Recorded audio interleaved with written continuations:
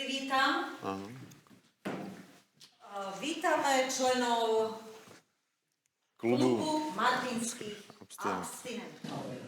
Tak sa voláte zatiaľ oficiálne, nemám? Aj natrvalo.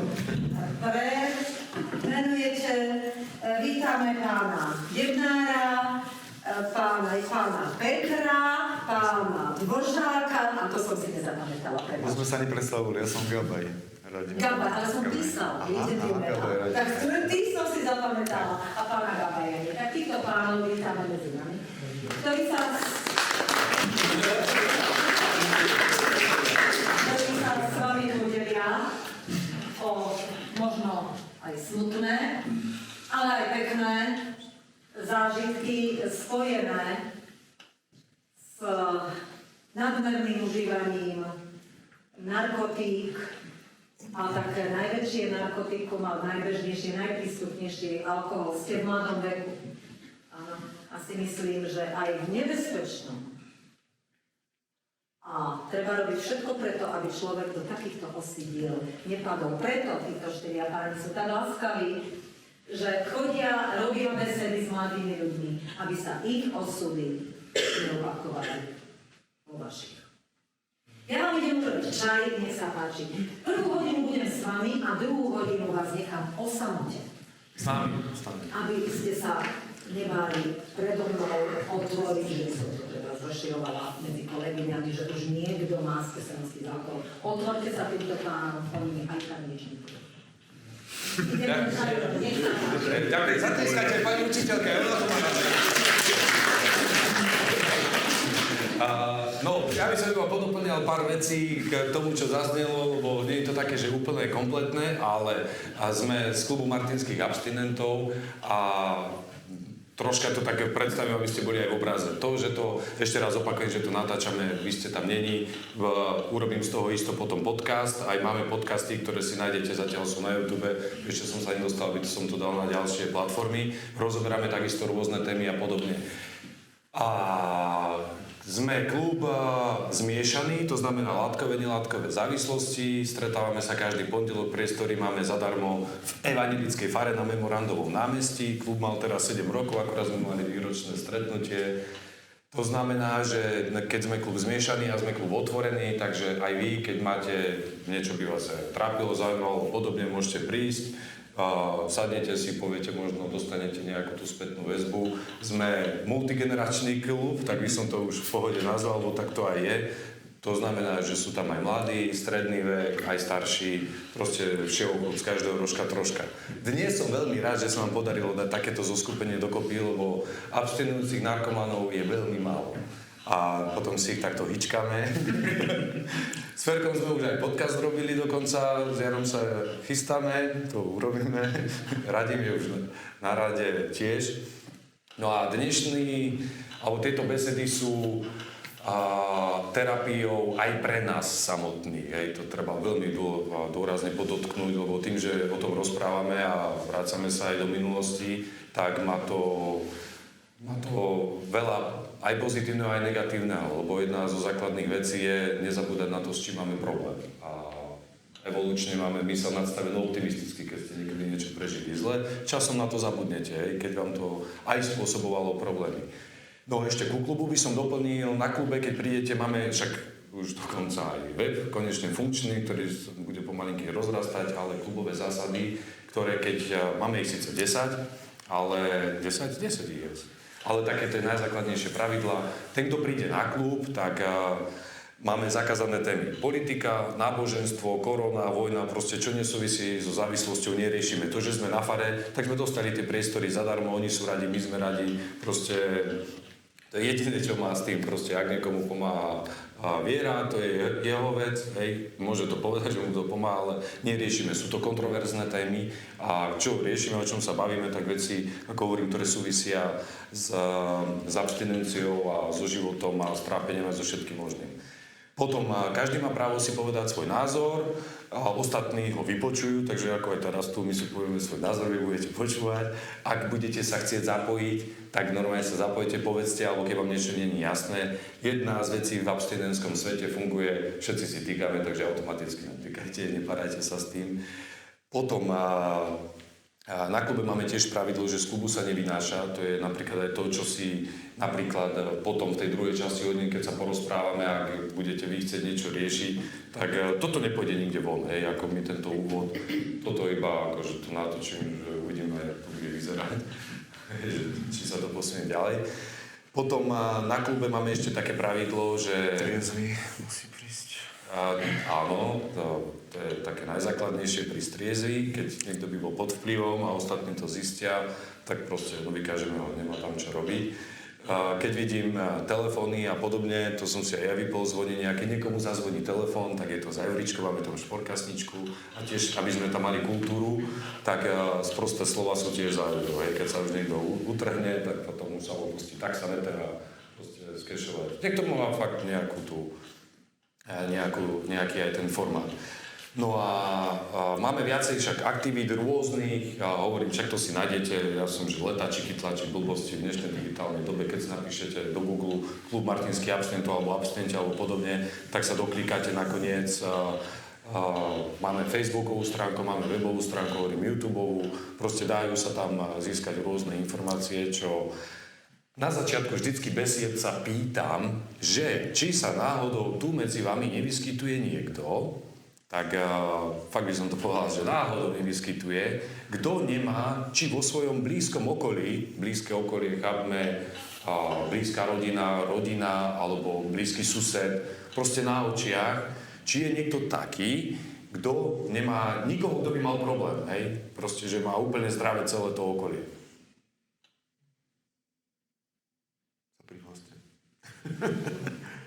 Možno. Asi druhý človek si... Druhý, ktorý sa za dobu prihľal. Ale keby sme ešte možno do hĺbky, vieš, koľko je skrytých závislých, ja takisto som normálne robil. Aj takto by som normálne vystupoval. Keby si neprišla ku mne, nevidela bližšie, tak by si neverila, že mám 2 promile v krvi. A takých ľudí sa strašne veľa pohybuje po svete. A nehovoriac o tom, som robil teraz posledný podcast, ktorý je von s doktorkou Fedákovou, ktorá tu je psychiater, ktorý má na starosti hlavne závislosti, robí to od 91. a ona sa vyjadrila jednoznačne. 100% populácie má psychiatrické problémy, ktoré môžu byť a veľmi často sú práve pospájané so závislosťami. A ku závislosti ako takej, nech tiež nerozprávam veľa, nech to tak skompaktníme. Závislosť je ináč povedané strata miery. My sme závislí, ja som ináč, však neviem, či som povedal, Peterson, liečený abstinujúci alkoholík. Ťahám 9. rok, som po prvej liečbe v Banskej Bystrici odliečený, chodím aj na posilovačky a teda venujem sa aj takéto činnosti, lebo je to moja súčasť. Hej. Tak, lebo aj v svete abstinentov platí... Čo ťaháš 9? Neviem. 9. rok abstinenciu, triezvy život, že už mi začal, tak 8 rokov mám za sebou. Postupne dobre mi je, nesťažujem sa. Má to svoje špecifika, ale v princípe to má samé iba pozitíva. A keď ma potom ešte niečo napadne doplniť, tak doplním. A... Pustím ti stopky, ale hej? Nie, to už bolo asi všetko. Zabudol som na niečo také. Nie, ale povedzme po sebe asi začne. Tak by som... Môžeme tak, že ty, potom niekto z vás dvoch, aby ste nešli po sebe, potom ja. Dobre. By to tak bolo. No máme, sú dvaja narkomani, ja som gambler. Ja mám vlastne kombinovanú závislosť, ale dostanem to. Tak začneme alkoholom, no to máme asi najbližšie. No, ako povedala pani učiteľka, že či máte skúsenosti s alkoholom, nemáte. O tomto by som sa aj nebavil, to proste chlast je všade a fakt je to jedna z drog, ktorá je verejne dostupná a je všade. Vždycky bola, je a bude, takisto ako aj iné drogy a iné proste možnosti, ako sa dostať do problémov. Ide o to, aby sme aj týmto možno ja som to nezažil vo vašom veku, ani proste na škole, ani nikde. Ide o to, že ak jednému z vás pomôžu tieto informácie k tomu, aby ste nepadli do závislosti, lebo neliečená závislosť, a to liečená je potom jedine tou abstinenciou, končí predčasnou smrťou vždy. Alebo v báse. Hej, to je ešte druhá vec. Tak keď to jednému z vás pomôže, tak bude to veľký plus. Potom ináč aj na záver, nech nezabudnem, ja to ešte aj pani učiteľke potom pripomeniem. Celkom sa osvedčilo, keby ste napísali potom anonymne, normálne na papier, na kus papiera a podobne, na 3 veci odpovede, že neviem, čo vám priniesla táto beseda, čo sa vám páčilo, čo by ste možno očakávali, čo vám chýbalo a podobne, lebo je to dosť kompaktný čas do toho celého sa zmestiť, tak možno v budúcnosti niekde, alebo zase, aby sme boli efektívnejší niekde inde, prešli sme rôzne školy, tak to budeme vďační teda za spätnú väzbu.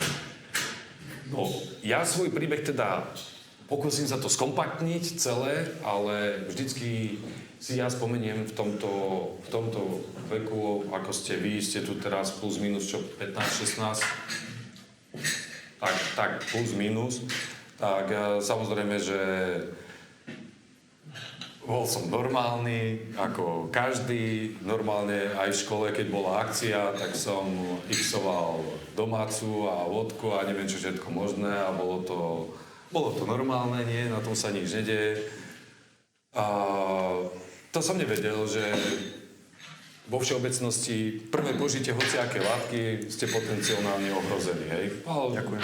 Človek nerieši, život ide ďalej, prišli aj prvé opice, prvé okná, to som mal niekedy okolo 18. Ale celé sa to spustilo, nakoľko teraz, keď som aj posledný podcast točil s doktorkou z Banskej Bystrice z liečebne, také genetické predispozície, ona to tam lepšie vysvetlila, ale aj tak sa mi to zdá troška nezrozumiteľné. Sú genetické predispozície, ale to je jedine také, že niekomu sa ľahšie padne do tej závislosti a niekomu nie.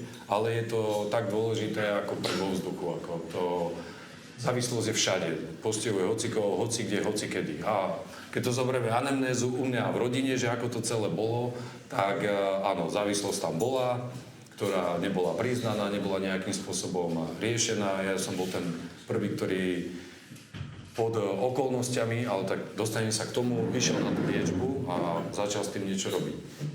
Problém nastal. Do tej doby by som sa dal pokladať za normálneho konzumenta, ktorý na akcii a tak, nemal som rád, keď som to prehnal s pitím, lebo som nemal to pod kontrolou. Na zábavu, ja som z generácie, kde keď sme sa išli zabávať na diskotéku od 15, tak sa chodilo tancovať, proste neriešili sme to, toto už teraz zomrelo a pochovali sme ďalšiu diskotéku. Proste my sme sa vedeli baviť a neriešili sme. Prišiel sme to, len aby sa nepovedal, sme vypili jedno pivo a do rana sme proste frčali, ale to bolo teda celé v pohode, kým začal som pracovať, nie po škole, bol som veľmi múdry a tak, na výšku som sa vykašľal, išiel som si svojou cestou, no a v 2005 mi celý môj biznis padol, proste pochopil som, že už je to celé zlé, tak som nie oficiálne, ale v podstate zbankrotoval som. Skončil som v tej dobe 2 milióny korún v mínuse, čo v dnešnej dobe by ste si kúpili pozemok s domom, taký, povedzme, dom bez zariadenia, ale proste bol to vtedy dosť veľký peniaz. No a čo sa stalo doma? Moji rodičia, bežní zamestnanci, toľké peniaze a neviem čo, a tlaky, a ja som si to tiež uvedomoval, aké to celé bolo, začal som to zalievať. A zalievať takým spôsobom, že alkohol je droga ukľudňujúca, takže keď si vypijete, tak je gombička a proste pohodička. A toto sa začalo pomalinky vyvíjať od 2005. do 2015. Kým som išiel na liečbu, som prechádzal rôznymi etapami. Do 2012. 13. som pil dennodenne. Minimálne jedno pivo som vypil, alebo panáka, alebo dvoch. Dennodenne. Prejazdil som celú Európu pod vplyvom. Proste normálne som, v úvodzovkách, normálne som takto fungoval, lebo keď od niekoho počujete, že ja vypijem toľko a toľko a nič to so mne nerobí, no tak to už je ten prúser, lebo už sa zdvihla tolerancia, telo viacej znesie a ja som v takejto špičke pil denne 2,5 litra tvrdého denne. Ja bol som tohto vzrastu a normálne som fungoval. Tak to je také, že keď sa fakt niekto pochváli, ale to som tiež nevedel, lebo dostal som sa už do toho kolotoča. Človek, keď je v závislosti, môže mu, keď už ho okolí upozorňuje, že to už preháňaš, to už je dávno problém. A keď ma aj upozorňovali na to, tak proste nedal som si v žiadnom prípade povedať a vyvíjalo sa to tak, že som aj o vodičák som prišiel, keď ma chytili pod vplyvom. A potom, samozrejme to bola otázka času. Keď som skončil prvýkrát na detoxe, detox je tu v Martine psychiatrická nemocnica, alebo teda pavilón, kde detoxikačná kúra trvá týždeň a pol. V podstate pil som 10 dní, iba som chlastal, nič iné. Pil som iba nejaké juicy s nejakými vlákninami, nech aspoň nejakú energiu dostanem do tela, lebo keď ja som sa vyvinul z toho dennodenného pijana na ťahového, to znamená aj týždeň, 2, 3 som nepil. Aj najväčší alkoholik dokáže aj rok, aj 2, aj 5, aj 10 rokov nepiť, keď vie, že sa nacúca. Takže keď som začal piť, tak som išiel proste šnúra. Skončil som po 10 dňoch, pamätám si, ako ma primal doktor, mal som 4,7 promile v tej dobe v krvi, pamätám si celý rozhovor, problém alebo všetko bolo zaujímavé na výstrahu.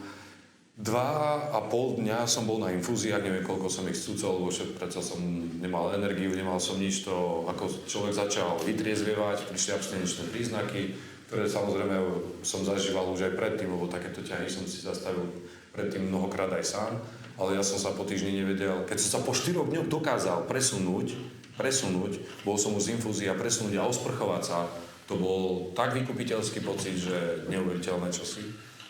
A to nechcete zažiť nikdy tie stavy, keď máte absťaka, keď som búchal hlavou o stenu, ako chceli by ste sa vyvlieť z vlastnej kože a ja som bol v období predtým, chcel som sa zabiť. Proste nevedel som to. Samozrejme pod vplyvom, zvažoval som to. Aj som skončil tak, že som ožratý jak svinia a pamätám si to.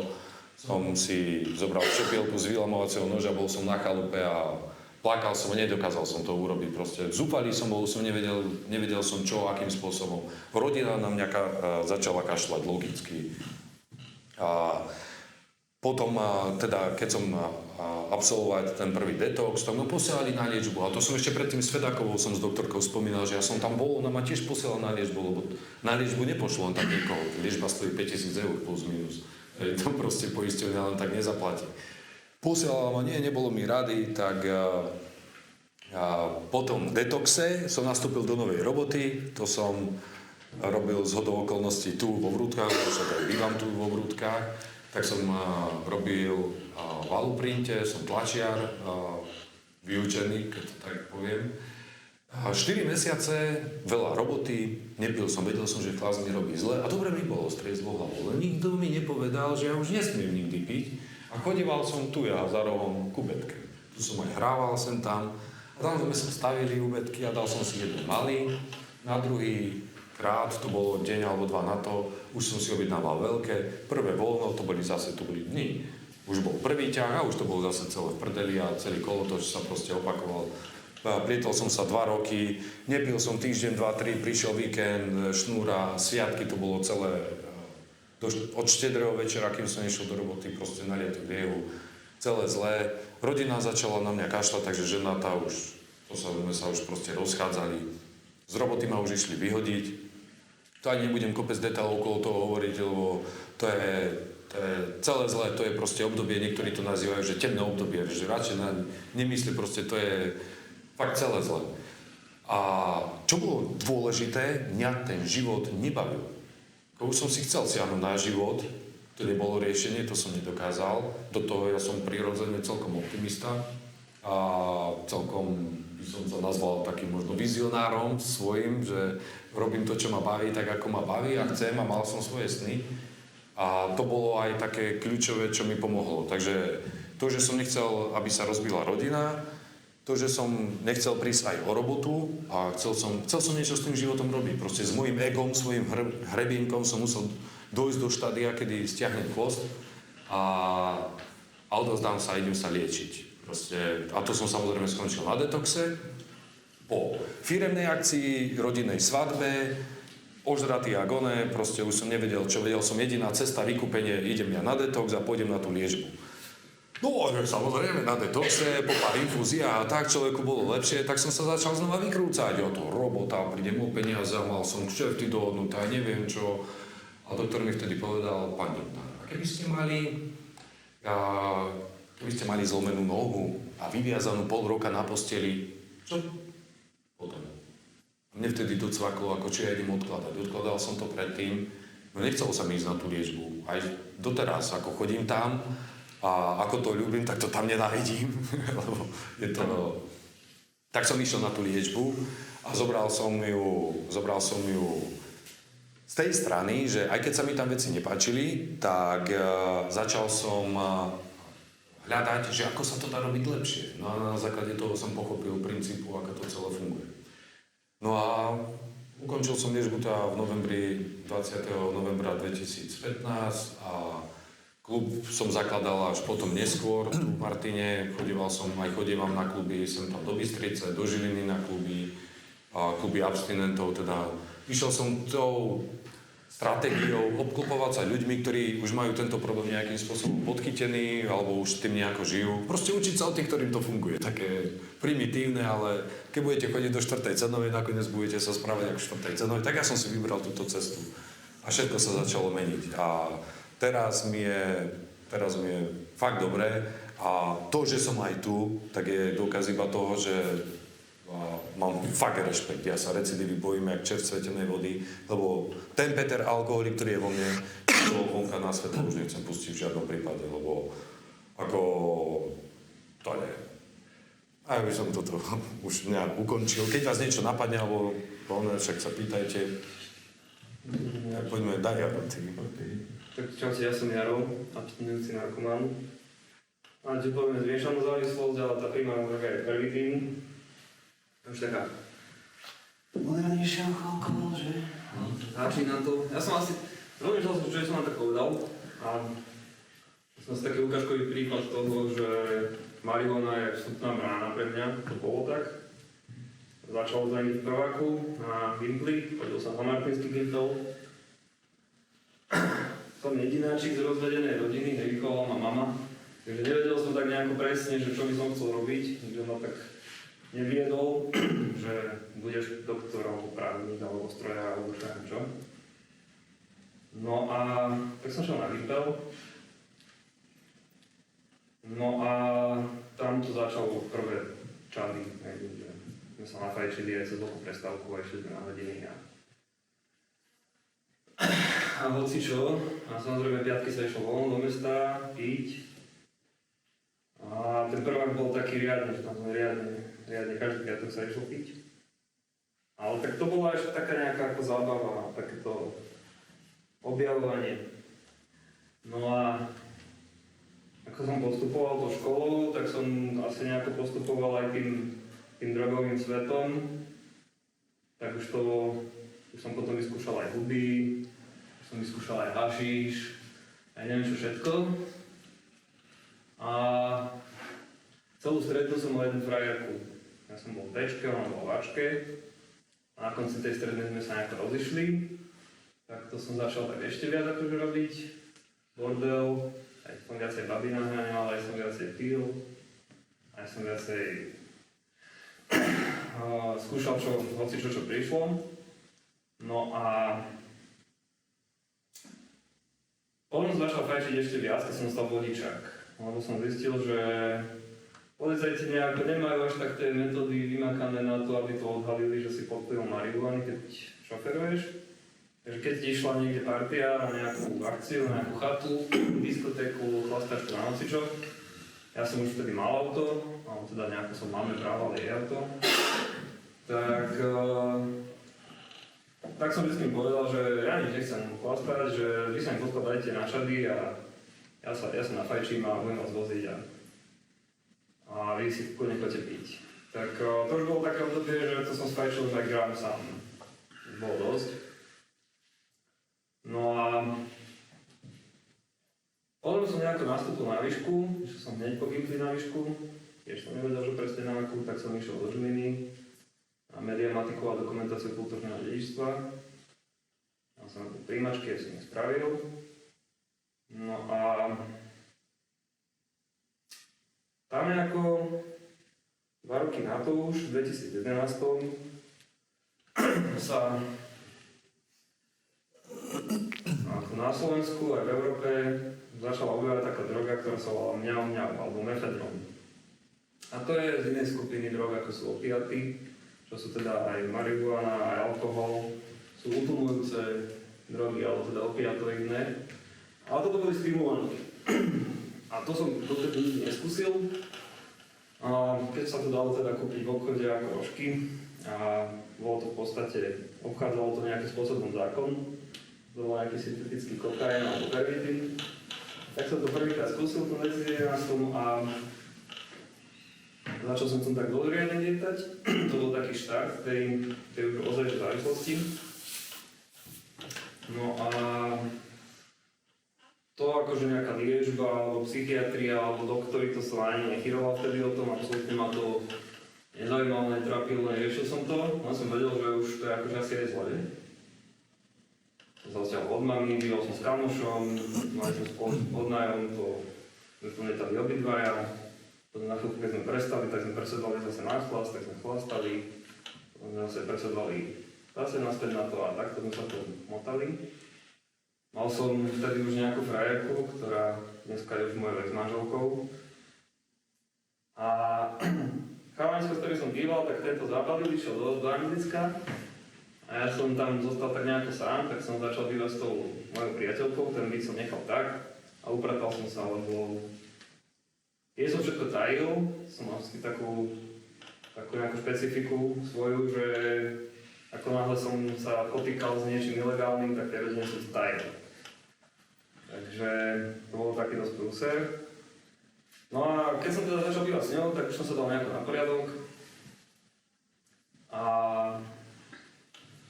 našiel som celkom dobrú prácu, to som začal robiť v KI. Ako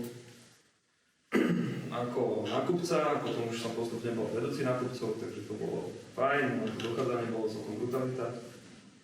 No a to keď sa povie, že človek, ktorý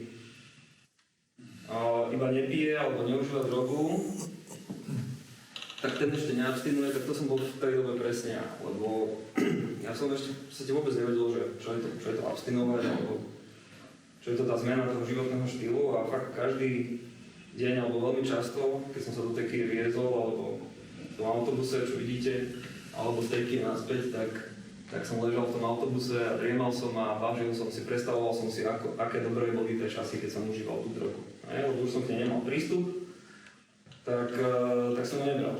Na záver, keď mal nejaká príležitosť sa opiť, tak som sa opil, ale som sa opil tak, že strašne. Že mal som okna, nevedel som, čo sa deje, som agresívny a bolo to proste zle. No a tak nejako som si existoval a potom prišli nejaké obdobia, ktoré boli ťažšie. Z tej som dal výpoveď, našiel som si prácu spolu, kde robím dodnes. Ale začali sme stavať s tou priateľkou dom a už sme čakali dieťa. A to už bolo na mňa tak akože celkom dosť, lebo som ako mal obavy, že ako to zvládnem, ako to celé dopadne a ako to bude s úvermi. Ono mal teda nejaké dedičstvo, z toho začali ten dom stavať. No a samozrejme, že to nestačilo, lebo treba zase nabrať ďalší úver a ďalší a sa to nabalovalo, a som z toho mal hodne obavy. No tak som začal ešte viac piť a ešte viac. Aby som zahnal tieto myšlienky, aby som sa nejak vyrovnal s tým, čo ma trápi, tak som to proste zaháňal tým alkoholom. No a toto, ten moment, kedy už v podstate ten alkohol prestáva byť nejaký bežný spoločenský úkaz na nejakej večeri s priateľmi alebo na diskotéke na zabave, ale keď už s ním človek ako keby zapíja niečo, čo ho trápi, alebo niečo, čo by mal riešiť a nerieši to, tak to už je akože dosť zásadná zmena myslenia a je to v podstate závislosť. Akože to je také niečo, čo je dobre si všimnúť, keď aj vy budete putovať nejako tým svojím životom a už siahnete po tej droge, to je jedno, že či je to tráva alebo alkohol alebo čokoľvek, ale s tým vedomím, že niečo ma štve, niečo ma trápi, niečo nezvládam a proste idem to zapiť, tak to je špatné. To je už veľmi zle. No a tak som nejako pil už takže hodne, že ja neviem, som išiel z roboty do Teska, kúpil som si piva, také dosť silné, že to je neviem koľko percentné, vedel som, že keď 2 už vypijem, tak už budem opitý. A tie som ešte v aute cestou domov, cestou na tú stavbu, ktorú sme stavali, tak som ich vypil. A keď som prišiel na stavbu, tak som vtedy žene povedal, že čo ja mám iba 2 piva, ak nejakú pomiešačke, povedal, že to o nič nejde. No a potom som už dopíjal aj chlast, ktorý bol proste, neviem, chladničke, ale ktorý sme dostali ako dar, ktorý bol odložený na nejakú príležitosť a to už som vedel, že je hodne zle. No a potom som sa rozhodol už tak, že sme sa strašne pohádali, tak som jej sľúbil, že to idem nejako riešiť. No a vedel som, že takto riešiť môžeme iba 3 spôsobmi, ale som sa tak predstavoval. Buď teda vierou, s doktormi alebo sám. No, tak som sa rozhodol s doktormi, ja som zvolil kamoša doktora. Tak som prvý kontakt mal nejaký so psychiatriou a s pani ortopedakov. A ešte keď som toho kamoša doktora pýtal, že aké to tam bude a čo, ja som bojný, že ona má takú reputáciu, že je fest prísna. No čo si myslíš, že ťa bude chváliť? No to asi nebude, no. Tak mi nasadila nejaké tabletky, aby som nemal vplyv na ten alkohol. Nasadila mi aj nejaké antidepresíva, aby som ako neprežíval tak tie situácie ťažké. A nejako som si fungoval. No a potom ja som teda prvý deň neriešil kvôli tomu, že je ilegálny a mal som rešpekt pred tým, že by ma niekto s ním chytil, alebo že som mal nejaké opätačky s políciou, alebo čo ja viem čo. Takže keď som k tomu nemal nejaký dobrý a diskrétny prístup, tak som to nechcel sa s tým zaoberať. No ale bola otázka času, kým ten dobrý a diskrétny prístup sa k tomu našiel, podobne môjho kolegu, ktorý dealoval a ktorý v tom aj lietal.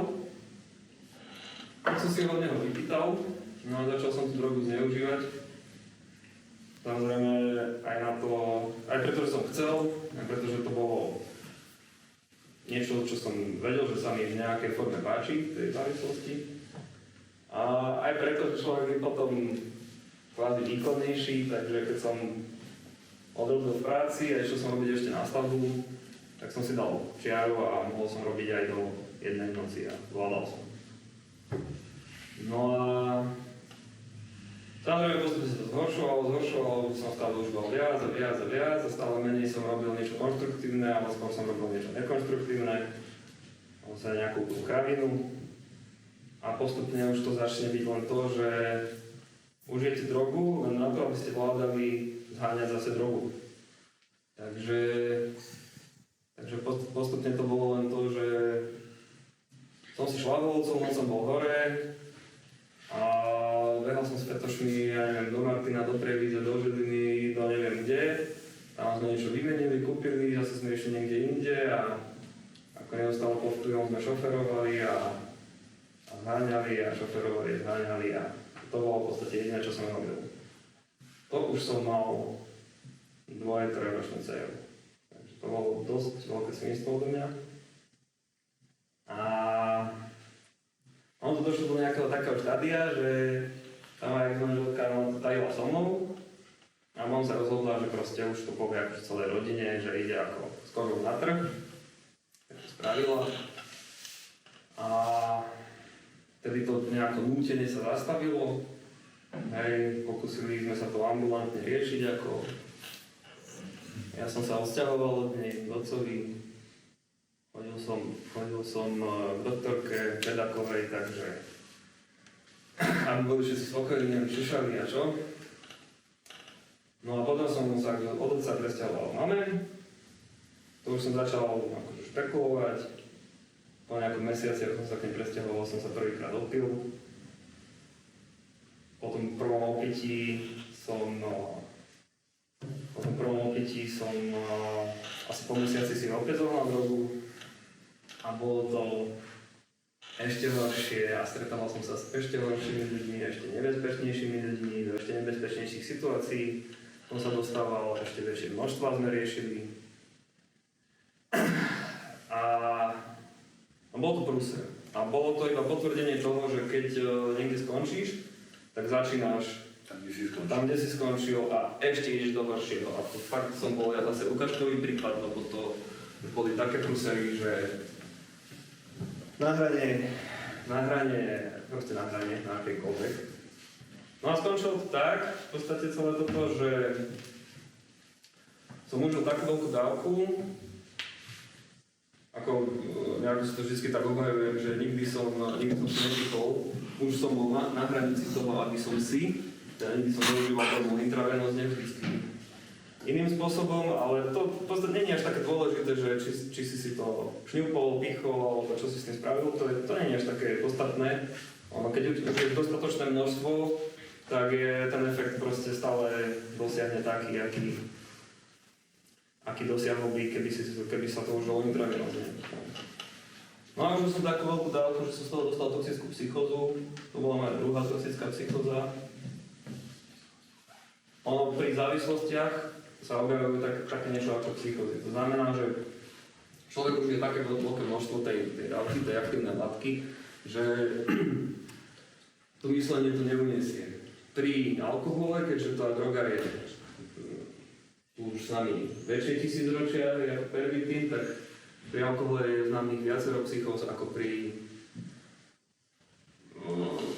pervitíne alebo pri... No, ono veľakrát to človek ani neodhalí, že sa s tým niečo deje a to správanie je tak zvláštne, že si to ani neuvedomuje, že niečo robí zle a až to okolie vlastne mu vysvetlí, že sa s tým niečo deje a záleží zase iba na ňom, či s tým niečo bude robiť. No, každopádne teda mal som toxickú psychózu alebo stihomana, znamená, že ma niekto stále naháňal a mal som strašný strach. No a v tej toxickej psychóze som aj ja si povedal, že dobre, toto už je tak zlé, že už som také prdeli, že už nespravím nič, tak akože idem to skončiť. A keď už som ako išiel k tomu činu, tak som si uvedomil, že dobre, tak asi by bolo lepšie to nespraviť. A pokusil som sa nejako upokojiť. Išiel som teda za mamou, poprosil som ju, nech mi pomôže. A vypal som sa trochu z toho a na druhý deň som išiel za doktorkou a poprosil som ju, aby ma poslala na ústavnú liečbu. Už mi je jedno, že či prídem o robotu, neprídem, alebo čo, ale že chcem prežiť, tak asi by bolo dobré niečo s tým robiť. Takže ja som na tú liečbu išiel fakt s tým, že som tým terapeutom dôveroval, keď mi povedali, že stoj na jednej nohe a drž sa nosu a skackaj a vydečíš sa, alebo bude ti lepšie, tak som to spravil. No a už to budú 4 roky, čo som z tej liečby vyšiel. Počas tej liečby som sa ešte teda rozviedol, čo bolo tiež také srandovné, že bol som na priepustke a išiel som na súd sa odviesť. Ale to bolo ako dobrý krok, lebo ten vzťah, ktorý som mal s manželkou, tak bol toxický, my sme si ubližovali. A ja som jej bol neverný, aj ona. A to boli tie motivácie, tie štartéry toho, že mi strašne niekto ublížil, tak ja sa potrebujem nafetovať, alebo opiť, alebo čokoľvek. Hej. No a takže z toho, že som vyšiel von, som rád, teraz vychádzame dobre a je to fajn. No a v tom zamestnaní, kde som bol, si ma nechali. Ja som tam bol ako technológ, čo bol taká celkom fajn pozícia už. Tak som išiel trochu nižšie, ako bol som skladník chvíľu. Na takej pozorovačke rok. No a teraz som už v podstate vedúci celého oddelenia, čo je super, ale je to ťažké, pretože nie je ťažká práca, ale ťažké je s ľuďmi pracovať pre mňa, takže to je tiež taká celkom pozitívna vec. No a keď som končil tú liečbu, to bolo 25. oktobra 2019, tak v 2020 som nastúpil na diaľkové štúdiu strojariny na Žilinskej. Tento rok budem obhajovať bakalárku. Z toho s manželkou som postavil v podstate dom, ten ona predala. Ja som tam nemal nejaký podiel, takže mi nevyplácala. Ja som si sám poriešil to, že som skúpil byt. Ja som si ho prerobil. Tak si ho nejako teraz nažívam. Takže to je presne to, čo tým chcem povedať, že s tou triedou hlavou sa to dá oveľa ľahšie a a pristupovať k tým problémom okamžite a riešiť ich je oveľa lepšie, ako ich odkladať a nechávať to v sebe alebo zaháňať nejaké trápenia tým, že si človek vypije, alebo sa nafajčí, alebo si šňupne. Takže teraz sa snažím ten život žiť tak, že aj keď je nejaký konflikt alebo niečo nepríjemné alebo niečo, čo sa mi fakt nechce riešiť, tak proste to riešim, pretože viem, že keď to nebudem riešiť, tak mi to iba ublíži a budem sa cítiť zle. A to postupne vedie k tomu, že si človek ako keby ublíži tým, že užije tú drogu. Áno, ty vlastne ničí svoje zdravie, takže si ublíži. Áno, To tak je. Čiže ak je niečo, čo by ste chceli povedať a niekomu napríklad alebo v nejakej situácii, tak to spravte. Lepšie je to dostať zo seba von. Možno, že človek sa postupne naučí, ako to povedať tak, aby povedal to, čo chce, ale zároveň neublížil a nenaštval všetkým okolo. A to je to ťažké, to je to umenie, že v každej situácii nejako sa zastať sám seba a reagovať a nechať si skakať po hlave napríklad. Ale vedieť to povedať tak, aby to bolo motivovateľné pre tú spoločnosť, tak to sú také veci, čo sa teraz učím. Učím sa to aj ako vedúci, ktorý vedie ľudí. A tiež je to ťažké ich napomínať a nejako niekomu niečo povedať, že hej, toto robíš zle a mám si pridať, alebo dávaj si pozor, kedy chodíš na prestávky, alebo čo ja viem čo. Ale nejako tým tak prechádzam a viem, že proste musím tomu čeliť a musím tie veci hovoriť napriamo a hneď ako ich pocitím, pretože keď to nechám o sebe, tak potom zase upadám do tých nejakých letargií a je to zlé. A v podstate môžem povedať, že teraz žijem taký život, aký som nikdy predtým nežil. Že vždy tam bola tá možnosť, že dám sa dole a budem 3 dní v liehu a bude mi to jedno a ja všetko kašlem. A teraz proste fakt, že toto ma nenapadne, že pristupujem k tým veciam úplne inak. No a hej, aj tá výška je niečo, čo je pre mňa... Ja sám to strašne nechápem, lebo ja keď som bol na Gimply, tak z matematiky som bol taký, že fajn štvorkár. To som sa ani nesnažil pochopiť. Chémia to fúde, čau, vôbec. Sme mali jedného spolužiaka, čo bol totálna hlava na to a ostatní sme boli v jeho tieni. Fyzika, no ako tak, to bolo, vieš, že sem tam zaujímavé. Ale keď už boli tam nejaké výpočty, tak čau. To si dodnes pamätám pani profesorku Bigošovú. Ste nesprostí, to není vy. Takže dobre, super, trojka, mne to stačí, pani, ďakujem, to ešte viac ako som sa jednotku. A matika, Dinoltová, no to vôbec nič, to vraj hrúza. Jediné, čo som trochu akože vedel, to sme mali v treťaku, sme mali geometriu a mali rezy telesom. To ma bavilo, to som akože dával na jednotky. Takže ja som maturoval známky o spoločnosti a z dejepisu, o slovenčine a angličtine. No, to som mal nejaké jednotky, dvojky, čo v pohode, čo boli čisté predmety napravo. No, ale som nechcel právnik ani čo si, že právo? Nie. A že celkom ma baví tá filozofia, že je to také zaujímavé, aj na strašne veľa textov, učiť sa to a čo. Ale akože byť doktor filozofie, že no a čo budem, čo z toho zarobím, že tiež blbosť. Tak som išiel na nejakú takú školu, aby akože dobre bolo, aby rodina bola spokojná. A v živote ma nenapadlo, že ja by som mohol akože tí, čo išli na strojárinu, alebo na nejaké technické odbory, to boli akože hyperhlavy na matiku, to ja som, že to v živote nedám. A teraz, ako som vyšiel z tej liečby a proste pomyslel som si, že dobre, že tak idem na tie primačky a spravím to a pôjdem, dám tú matiku jednotku, matiku dvojku, čo sú najväčšie zabíjaky na tej strojárine. Potom je tam ešte statika, dynamika a termodynamika, tu som spravil tento semester na tečko. A on sa to všetko dá, že fakt s tým úplne iným prístupom k tomu životu a s tým ako keby s tou slobodou v tom myslení, že neriešim nič na poslednú chvíľu, ale riešim to tak, ako to mám riešiť, tak to nejako ide.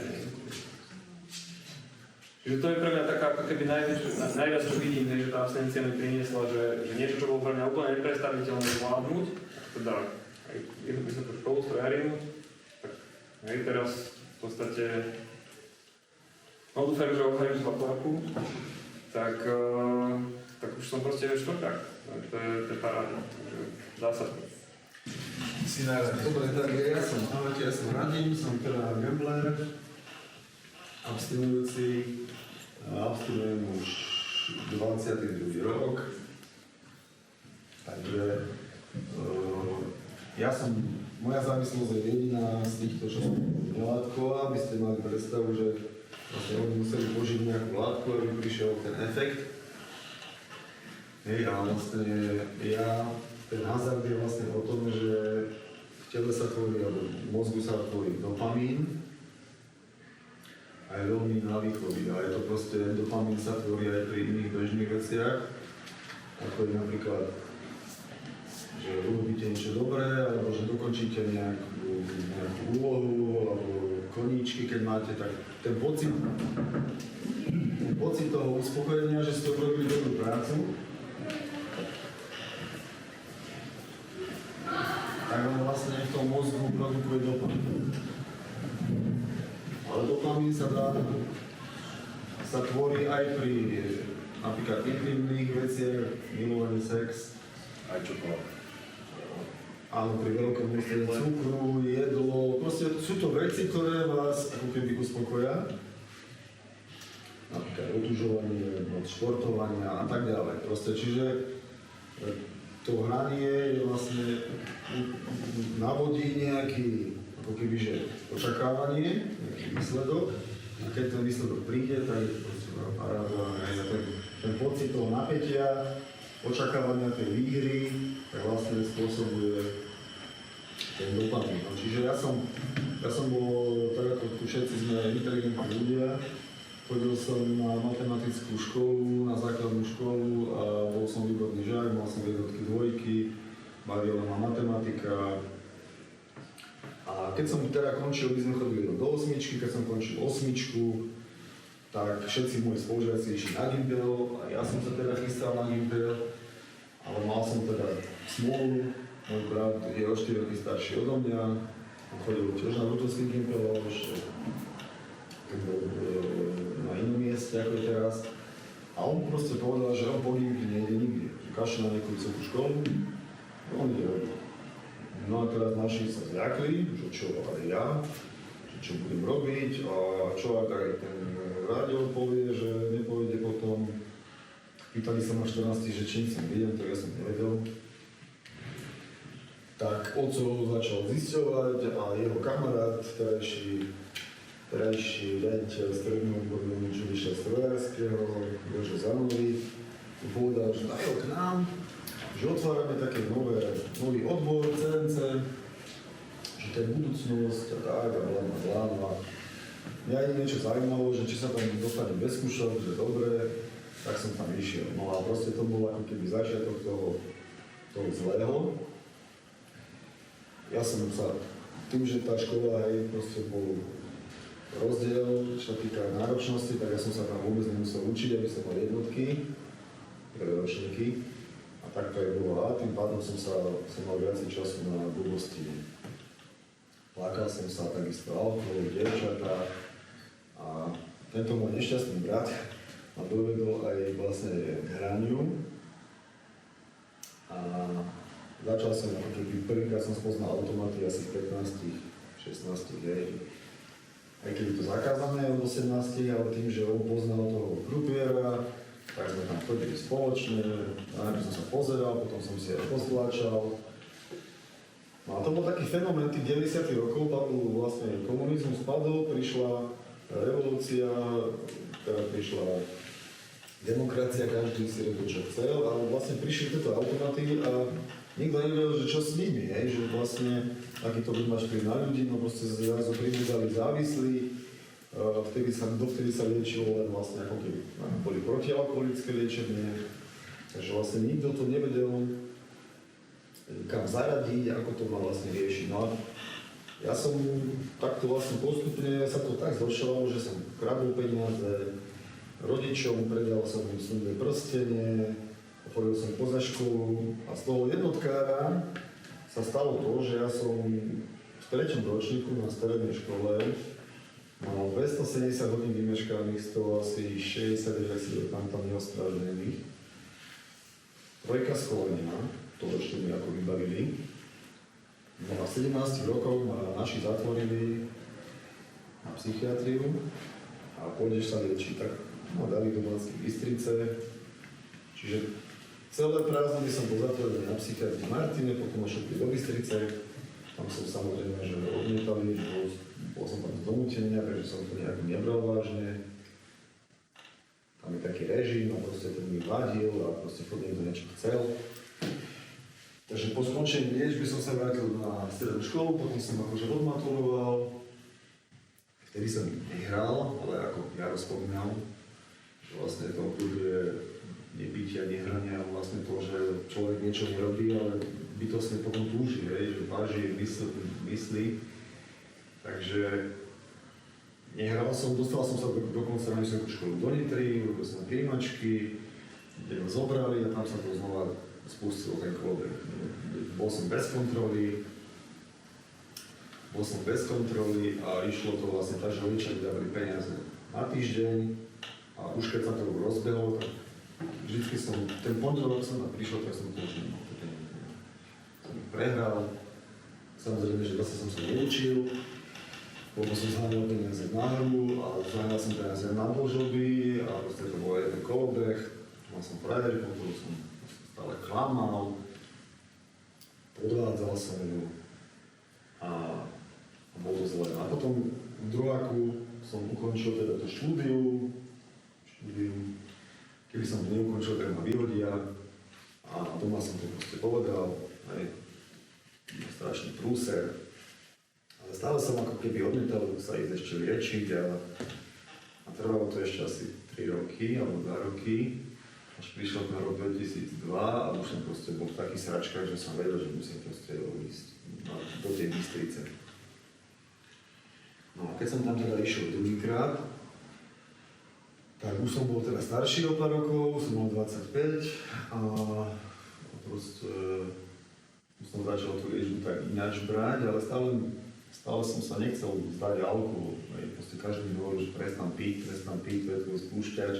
Čiže keď som si trošku vypil, čo len 2-3 piva, tak ja som mal akože náladu, nebol som agresívny, bol som vtipný, veselý, zabával som spoločnosť, ale tie moje mravné hodnoty alebo proste také nejaké zásady padli, čiže išiel som hrať, ťahal ma to proste to ako takto, keď nálada niekto ťahá a nemôžete proti tomu nič urobiť, proste ak vedel som, mal som krásnu frajerku a podvádzal som mu z hociky, proste to bolo jedno, kto to je.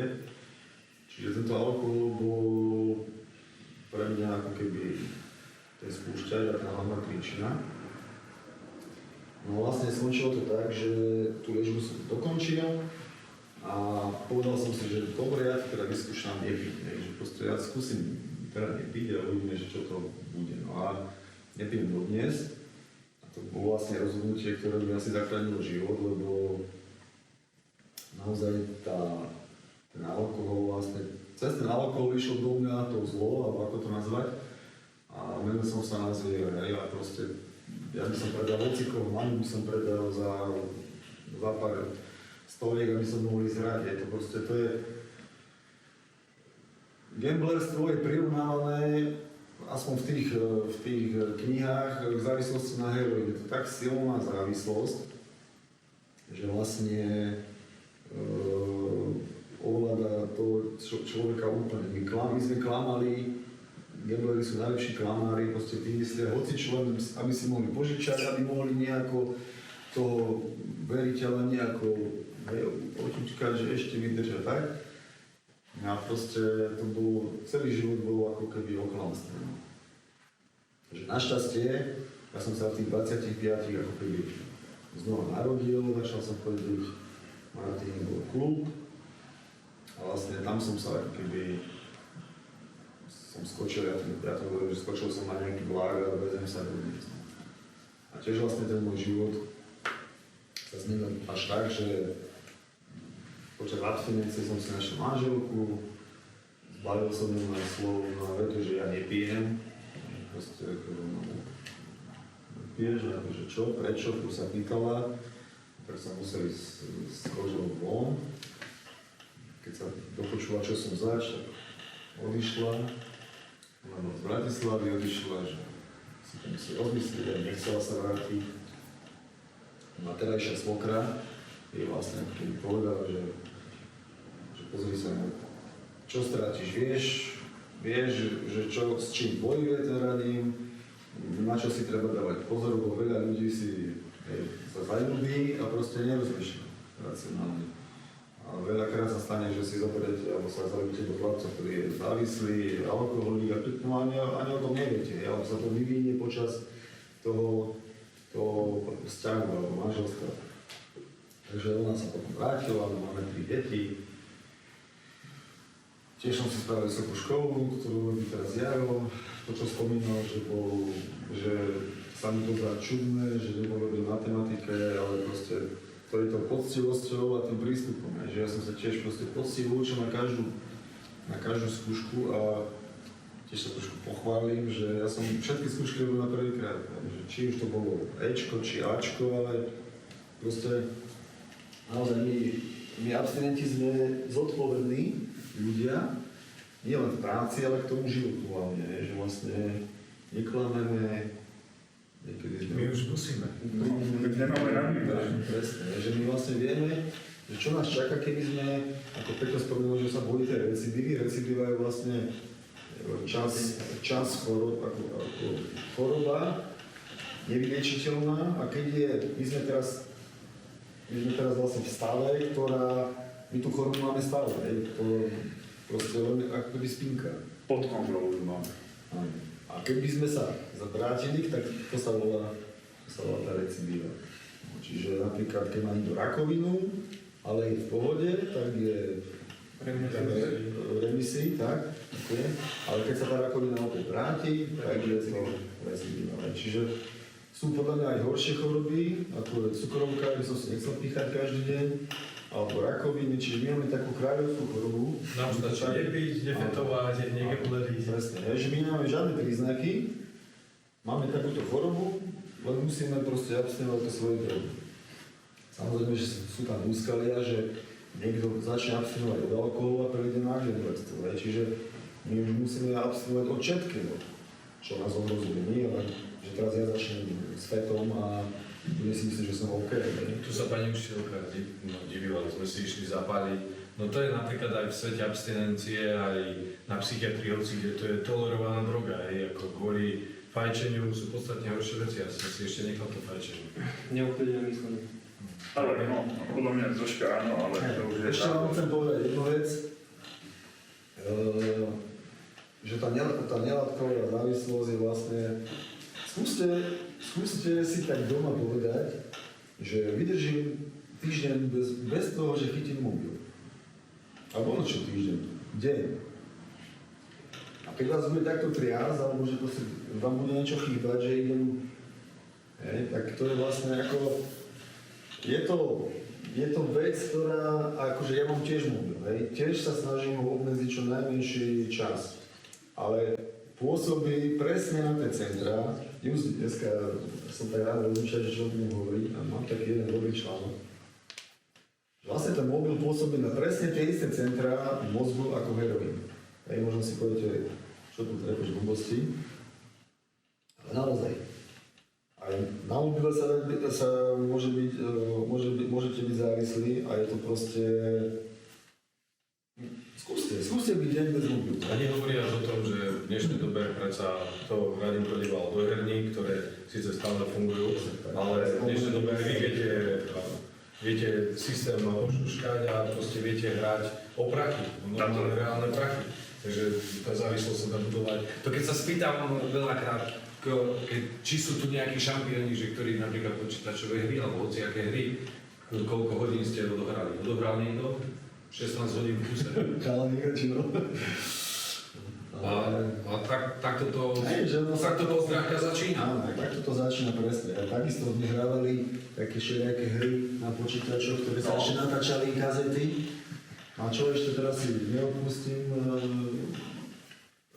teraz vlastne tento svet je taký, že vás krmí vecami, ako je bohová, ako je proste už každý športovec, ktorý niečo odišiel z tejto krajiny, myslí si, že je niečo, už proste propaguje hazard. Vy si to možno ani neuvedomujete, ale pre ľudí je stavkovanie, je typovanie niečo normálne. Tak Bohová hovorí, že je to fajn, ten hovorí, že je to fajn, Tatar hovorí, že je to fajn.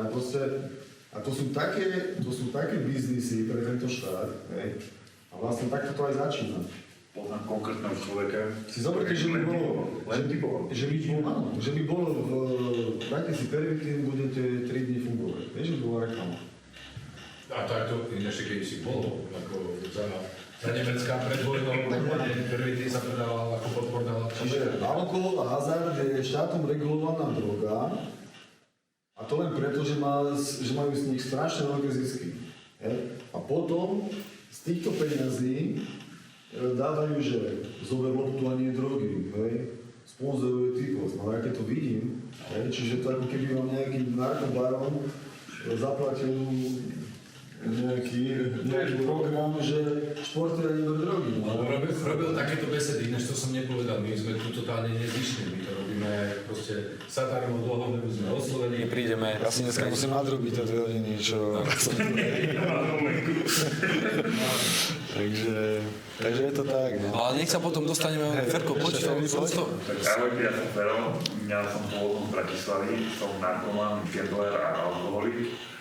Vlastne to, čo povedal Jaro, že vlastne všetko to začína marihuanou, ono to tak je, vlastne prvýkrát som začal pačiť marihuanou. Daj si stoličku lepšie. Ferko, počkaj, skúsim vám. Toto je inakšie normálne feťacké, nie? Toto krútenie. To nie je úplne normálne. Dancing. Začal som brať drogy, keď som mal 14 rokov, som bol mladší od vás. Začalo to vlastne tak, som sa chcel zapáčiť a zapadol do tej partie. Takže každý mladý človek sa chce páčiť tým druhým, je to úplne prirodzené, len není správne kvôli tomu brať drogy alebo alkohol.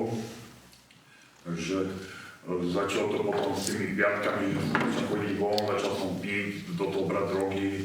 Potom na strednú školu som sa dostal, tam sa vlastne už ten prospekt bol taký zlý naozaj, že som tam trojky, štyrky mával bežne, trojky zostávania tam boli úplne, tiež úplne normálne. Už tá stredná škola som ju ledva dorobil, maturitu som si neurobil kvôli drogám, začal som v 19 rokoch brať pervitín. Začal som to brať kvôli žene, kvôli tomu, že som sa zalúbil, takže vlastne sme chodili spolu von, kradol som drogal peniaze, naozaj veľké peniaze som ukradol rodičom. Je mi to ľúto, som ukradol vlastne sám seba aj ich. Oni chodili celý týždeň do roboty, na nočné a ja som vlastne im bral peniaze na kvôli tomu, že som sa chcel zabaviť, brať drogy a naháňať ženy, takže to je úplne šialené, až keď sa na to takto človek spätne pozrie. Začal som užívať pervitín iba piatky, soboty, však ideme von, zabavíme sa, potom to začalo brať každý deň, som nabehol na to, že v podstate ja som vlastne dosiahol toho, že som fetoval, aby som žil a žil som, aby som fetoval. Tam pre mňa bolo centrum sveta, boli drogy, tam neexistovalo nie, že kde by som si jeden deň nedal, to bolo pre mňa nemysliteľné. Tam tiež som sa dostal na lepšie pozície, no tiež som robil vedúceho, ale keď vlastne vedenie zistilo, že robí niekto na zrade, vlastne robí vedúceho niekto, kto berie drogy a užíva drogy na pracovisku, tak je proste nemysliteľné, aby niekto viedol nejaký tým a mal zodpovednosť za ľudí, takže ma okamžite vyhodili. Všetky práce, ktoré som stratil kvôli drogám. Mňa nevyhodili kvôli tomu, že by som nechodil do práce alebo že by som podával zlý výkon. Proste som užíval drogy na pracovisku a to je proste nonsens. Takže všetky výpovede som dostal kvôli drogám. Do 26 rokov som to ešte tak nejak, povedzme, že som to vedel korigovať, ale už keď sa tak spätne pozriem, asi to je tiež len taký sebaklam, ale v 26 rokoch sme začali pervitín vyrábať a začal som si ho píchať a tam tá strata kontroly, správania a myslenia bola úplne fatálna, ten človek stratil kontrolu sám nad sebou aj nad svojím životom. Takto sa to tiahlo so mnou až do 31 rokov. Som pod vplyvom drog prehral vlastne, ja by som si mohol kúpiť, keby som tie peniaze dal tak nákupu, tak by som si mohol kúpiť v Bratislave jeden byt pekný. Takže tam to sú úplne návratné sumy. Dodnes držím asi 15 000, už asi 13 iba vlastne, lebo to splácam, vlastne stal som sa zodpovedný kvôli tomu, že abstinujem. Neviem, No, s Ferkom však podcast... Vlastne moje zdravanie bolo tak poškodené, vlastne, že som musel vlastne ísť na dlhodobé liečenie, ktoré do resocializácie, jak je MAMUS. Máte Davoricov vlastne liečenie, veľmi dobré liečenie, naozaj mi veľmi pomohli. Vlastne tam ja som vlastne už to bol v takom štádiu, že by som to nedokázal sám za žiadnych okolností. Takže tam sa to nedalo nejakým... Tam keď som dostal doma nejakým spôsobom, ja som musel odísť opustiť svoj domov len kvôli tomu, aby som drogy prestal brať. Ja som vlastne došiel sem s ničou, to začínam vlastne nemám ani dokončené vzdelanie, čo vlastne študujem síce psychológiu, ale je to iba také doplnkové vzdelanie, takže není to úplne nedostať doktorát, je to len v rámci mojej záľuby, takže neviem, no. No, to som chcel, že s Ferkom sme urobili podcast, ktorý je už von, kde si prakticky aj tú tvoju drogovú kariéru, ako sa to celé vyvíjalo, ako si bol v resoci, ako aj do toho sme načreli, tak keď vás toto tiež bude zaujímať, tak si to pozrite. Ale nakoľko máme končiť za nejakých 20 minút, tak ja by som otvoril normálne nejakú takto diskusiu, že začneme sa o tom baviť, lebo ako hovoriť vám o tom, že čo všetko je nebezpečné, to, čo je čierne, čo je biele, to už dokážu rozoznať 5-ročné deti, pomaly 6, tak nepôjdeme týmto smerom, ale skôr vydajte nejaké otázky, že čo by ste chceli. Ako týmto to môžem v podstate, ja nahrávanie aj vypnem, lebo toto som chcel tak zaznamenať, že sme to